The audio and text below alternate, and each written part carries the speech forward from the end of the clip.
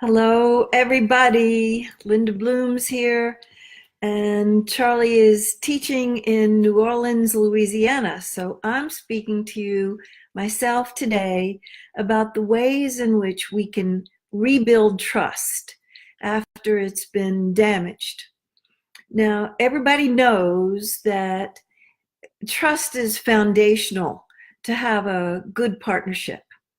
But sometimes people are a little confused or in mystery about all the many ways that trust can get damaged.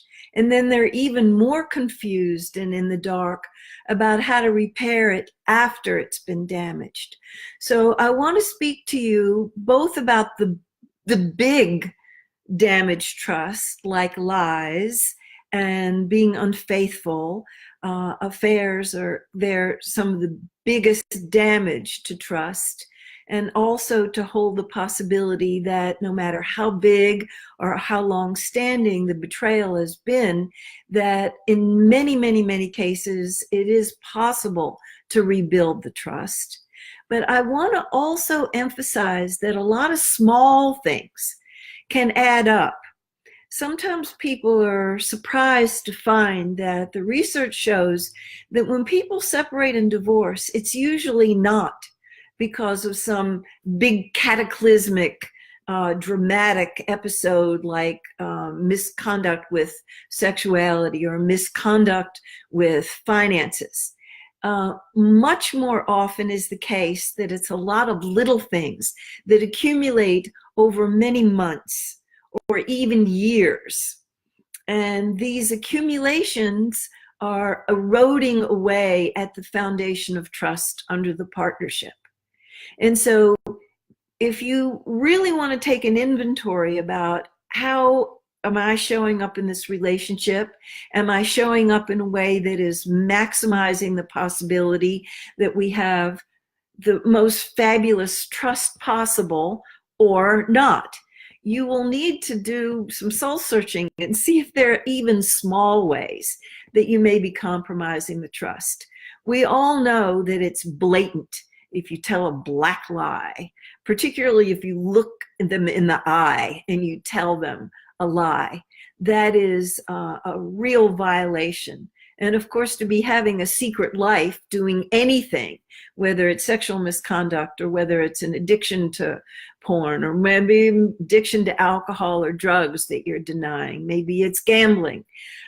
Any secret life that you're hiding out of guilt and shame can violate the trust.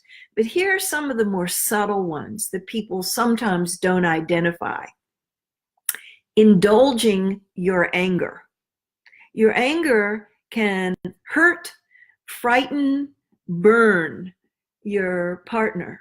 And sometimes we justify and say, oh, it's just a little small thing. She knows I didn't mean it. He knows I didn't mean it. Sometimes I just blow off steam that way.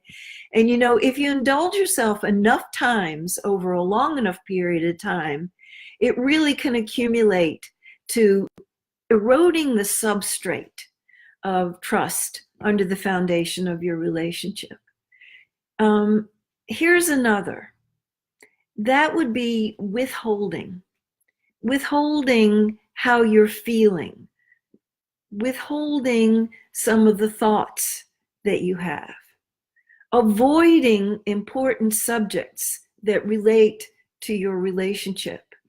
If you find when you do this inventory that you're withholding a lot of your life for fear of being disruptive, maybe you rationalize and say you don't want to hurt and upset, frighten the other person.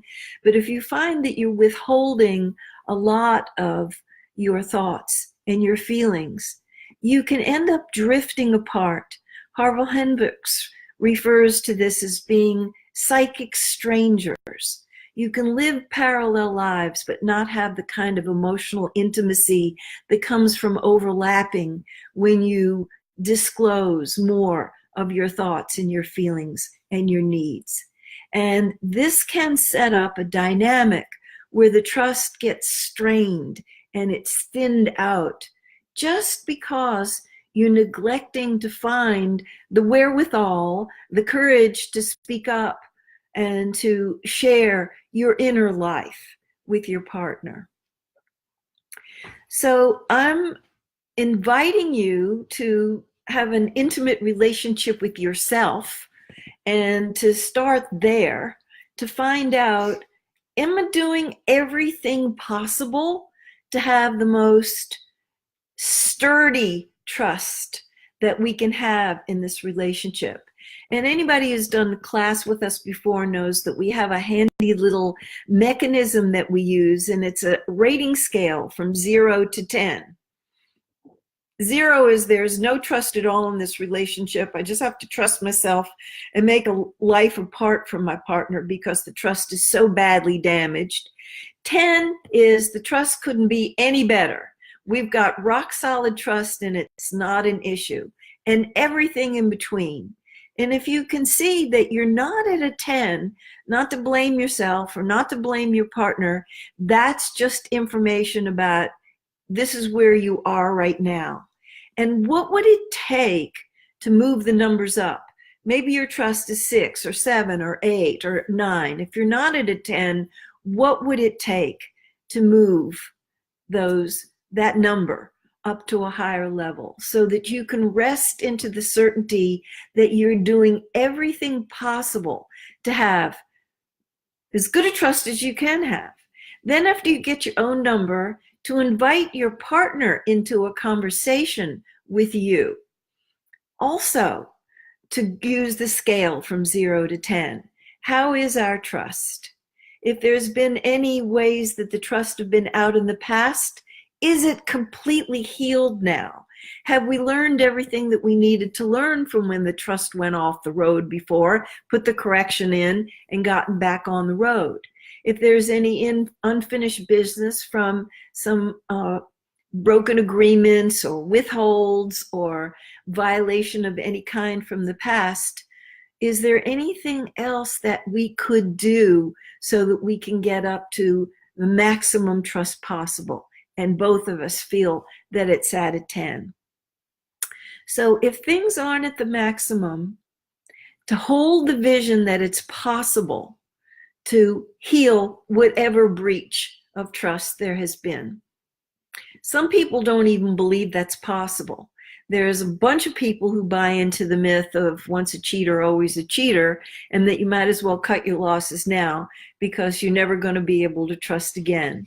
Well, I'm here to testify that I have worked with, over the 4 decades plus, many couples who have infidelity, big, giant, broken trust, which has been not only completely repaired to the pre-breach level of trust, but then more. Because when a serious breakdown happens, even a medium-sized or a small breakdown happens, it's a big opportunity for looking more deeply at the conditions that gave rise to the broken trust. And the bigger the breach, the more opportunity is present, because the pain is usually tremendous when there's big lies, big misconduct with sexuality or money. And so there's nothing like pain to bring you the kind of motivation that you need to take a deeper look at what were the conditions that we co-created together. Now, if you're on the side of the equation that you were the violator of the trust, the other person who's feeling hurt and furious and let down and betrayed is not going to want to take a look at whatever they did or didn't do that gave rise to the conditions that gave you the opportunity to violate their trust. That could come later, but be careful to take full responsibility for the unskillful choices that you made to go looking for love in all the wrong places. And it may take months, may take years even, but the trust can be repaired as long as there's motivation on both sides to do that. I feel so sad when I think about people who give up on a relationship that has tremendous potential because their belief gets in the way that they can't repair it. So I want to challenge that belief, if that is there in you, that the breach has just gone on for too long and it just hurts too much and the fear is too great. That may or may not be true, But before you go breaking up a relationship that might have potential, give it your best shot first. If you are the person who made an unskillful choice, take total responsibility for that. No stories, no excuses, no rationalizations, no justifications. A simple, I did it, I take responsibility for it.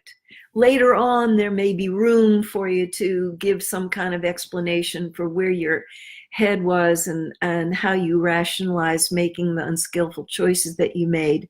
But in the beginning, just simply say, I made a mistake and I am here with you to make amends for the way in which I harmed you, that I betrayed you. And this is for the big, the medium-sized, and the small ones. Do not underestimate the little ones. Just like saying, I'm going to be there at a certain time. I'm coming home from work. I'll see you at 6 for dinner, and you come home at 7, or you come home at 6:30. It's okay to renegotiate agreements. Sometimes things come up. Sometimes we have to renegotiate them, but not to just dismiss them, because all these really small things, they do count and they can add up. If you feel that you have done some serious harm to your partner, they may not be in the frame of mind and in the mood to accept your apology in the beginning. You may need to wait and see how the timing is, and then appeal to them and invite them to open to the possibility that your apology is sincere, and not only that the apology is forthcoming, but what you've learned from your examination of why it was that you did what you did. So if you can say, I made the choice to lie to you because I was afraid, that is a responsible remark. And I'm not justifying what I did, I'm just admitting to it.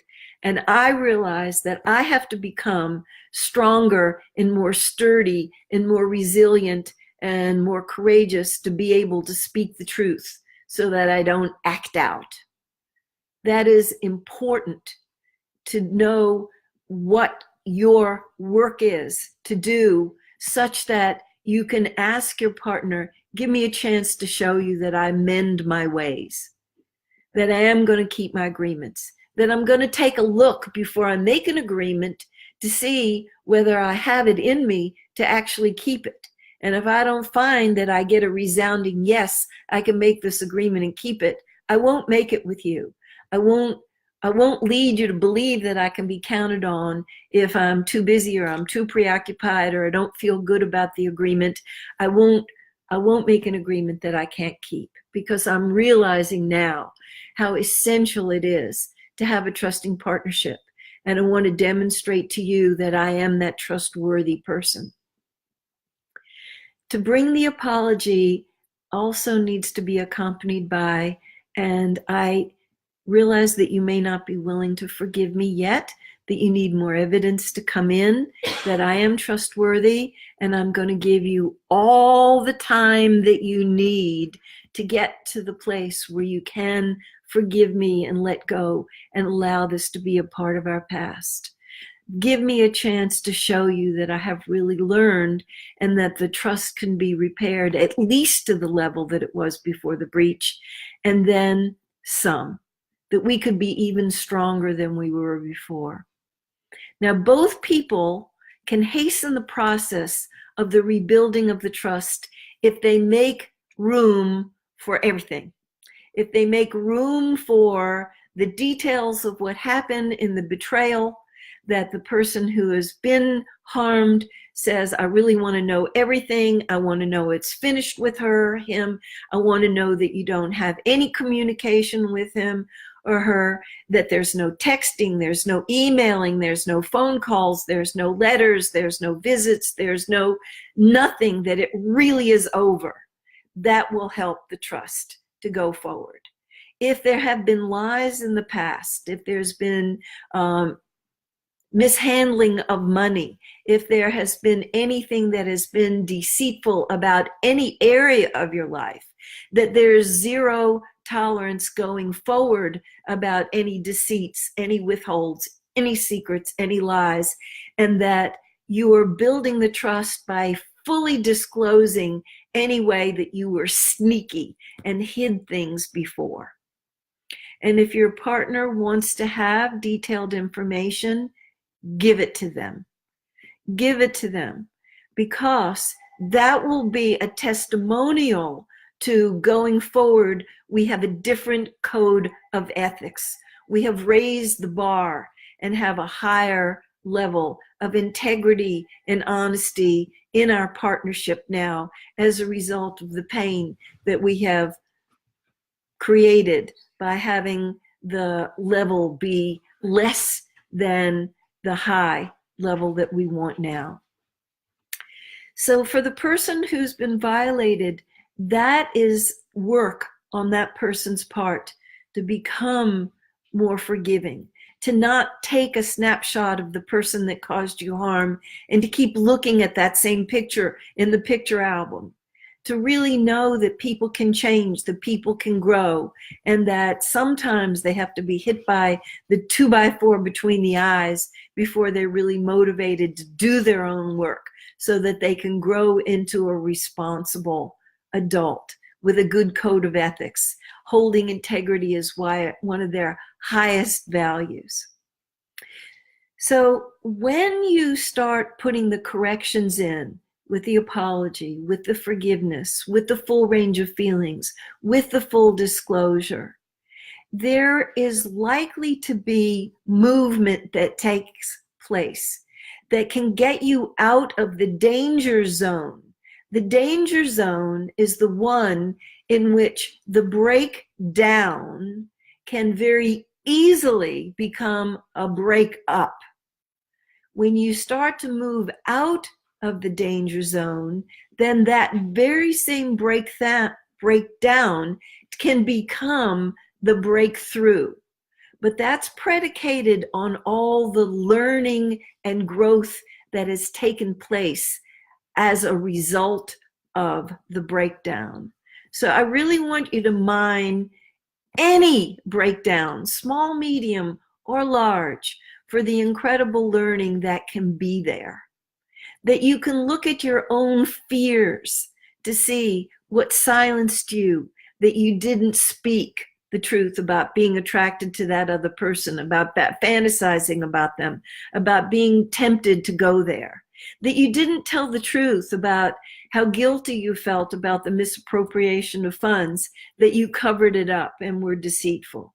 That you didn't tell yourself the truth or tell your partner the truth about some other embarrassing things that you kept in the secret zone, but that you're realizing now how dangerous a game that was to play, and how you've learned finally that full disclosure is the way to go, and that you don't want to hold back or be bashful and embarrassed about some of the crazy ideas that we have and some of the feelings that we're embarrassed to admit to, that you want to have an emotionally intimate relationship with each other.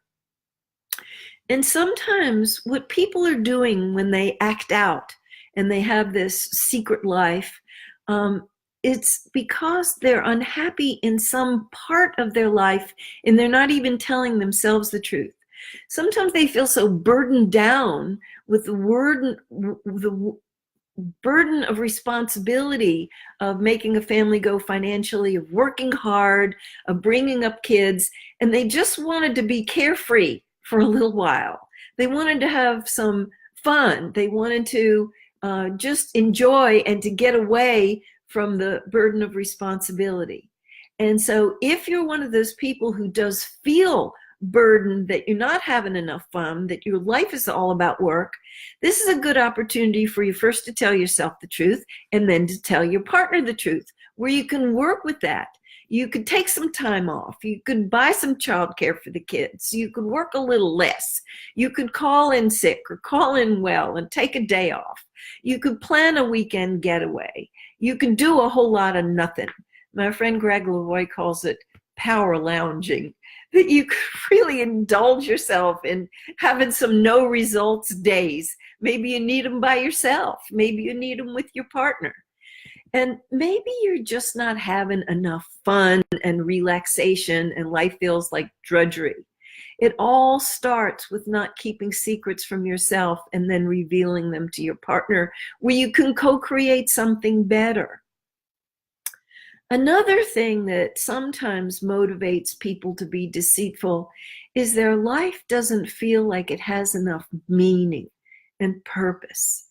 And so they're trying to have strong feelings of experience that kind of lift them up into that zone where they're on their edge and having some novelty and really learning things and contributing. And that can give ourself a sense of meaning and purpose. And when we don't have that, we sometimes are not putting our finger on what is really missing. And when we start to say, I feel like I'm got the blahs, I'm going through the motions, I'm just doing life, rote, pro forma, and it isn't alive for me. And that's our challenge, to find out, what is my special gift to give in this world, and get busy doing it? What are my passions? And am I living a passionate life, or am I living a ho-hum, predictable, secure life where I'm just going through the motions and I'm not really fully alive? And when you have a conspiracy with your partner to really encourage each other to go after what enlivens your life, you really wouldn't want to do anything that would jeopardize that aliveness. You wouldn't want to put it at risk by having a secret life. You wouldn't want to put it at risk by having withholds. You wouldn't want to put it at risk by doing anything that would damage that kind of trusting rapport where you're bringing out the best in each other, where you could both evolve and grow. So I realize that this is rather a tall order. I realize that a lot of people don't go for the gold in their relationships, and they rationalize and justify keeping secrets and lies and having a secret life. I am not saying that every couple is ready to disclose everything. You may need to work on building the trust to the point where you could disclose everything. Your relationship may not be up to it right now and may be too high risk to reveal it right now. You may need to do some work to get it to the place where you could disclose everything. But don't kid yourself into thinking that it's not a possibility. It is a possibility. It's a lot of work, but the incredible payoffs that come with having a solid trust in your relationship, you don't have to worry and doubt that your partner is ever concealing things from you. You don't have to worry or doubt that the relationship may go the way of the separation or the divorce statistics. You don't have to worry and doubt that your partner may be bored with you and just going through the motions. The payoffs are tremendous, and I realize that it's work. It's scary to bring forward things that you may have been withholding maybe for a long time. The way you introduce that to your partner really has a lot to do with whether they can hear it. If you say, there's something bothering me, I've wanted to talk to you about it for a long time and I've been afraid to bring it up. And I want to bring it up because I want us to be closer. I don't want there to be areas that we can't speak about with each other.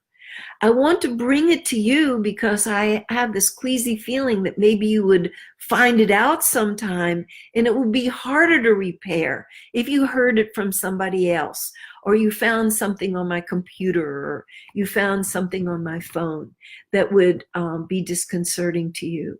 I want to bring it to you first so that we can deal with it. And this requires courage for people to bring up the really tough subjects and to do the repair work that may destabilize the relationship with some of these things come to light. You know, Charlie and I wrote book number 4 was published and it came out in April. This is a story of when we had serious broken trust, the kind of broken trust that almost broke our family up. And it is a story of the terrible toll that it took on our relationship when the trust was damaged. It wasn't an affair. It was workaholism. It was work addiction and my codependency to my husband's work addiction, and how we indulged our anger with each other, and how we used manipulations of all kinds, aggression, silent treatment, threats and ultimatums, all kinds. And it damaged the trust to the point where we just about gave up on our partnership. And I'm so glad that we learned just in the nick of time. We had good help. And that's why I have so much conviction that this really works. And if you're serious about wanting to learn all of those secrets of success about how to repair damaged trust, we did it all, I'm proud to say, and we pulled our relationship out of the fire. It was a little crisp around the edges, and we nursed it back to health, and it took a lot of time to do it, but we did do that. And so we're the voice of experience, and that's why people come to us. Sometimes they are coming as a last-ditch effort, and we teach them all we know about repairing damaged trust. Next week, we are going to be speaking about a topic about betrayal after infidelity. And the question on the title is it possible to affair-proof your marriage? We find that people are always stunned. They didn't think it would ever happen to them. They're absolutely in shock when an affair comes to light. And so one of the reasons that I'm so hell-bent on giving people ways to keep their trust solid is that they don't ever have to go through the tortures of rebuilding trust after an affair, because it's a pretty heavy piece of work, and it takes a while. So next week, we're going to look at the possibility of affair-proofing your marriage, and if you're going to try to do that, why it's important to take a look at the underpinnings that give rise to affairs. Because some people, they soothe themselves and say, oh, we love each other. Oh, our sex is good. An affair could never happen to us. Well, let me tell you, affairs happen to people who love each other and who have good sex. So the last thing that I would like to mention to you is, if you have gotten value from the talk today about doing this 0 to 10 scale to assess the level of trust or the lack thereof, and how to invite your partner into a conversation with you about growing the most rock solid trust that you could ever grow, please tell your friends to share this video. Share this video with them, and tell your friends to join us on Facebook. Tune in with us live at 12:30, and that's every Thursday for a half an hour. And if they can't tune in, to reassure them that they're archived so they can go and see them later. And I want to tell you a couple of good books just in wrapping up. If it's a recovery from affair, Shirley Glass's book, More Than Just Friends, is excellent. The other one that I love is Esther Perel, The State of Affairs. And I want to add a new book to my recommendations, and this is by Peter Pearson and his wife, Ellen Bader. They're right here in the Bay Area. They also teach workshops. And their book is called Tell Me No Lies. And these are all really useful pieces about preventive care and also rebuilding damaged trust after it has fallen into disrepair. So I'm wishing you all well. May you have the most trusting relationships possible, because that's where we get the biggest bang of well-being in our life. And the happiness department It's about having solid relationships.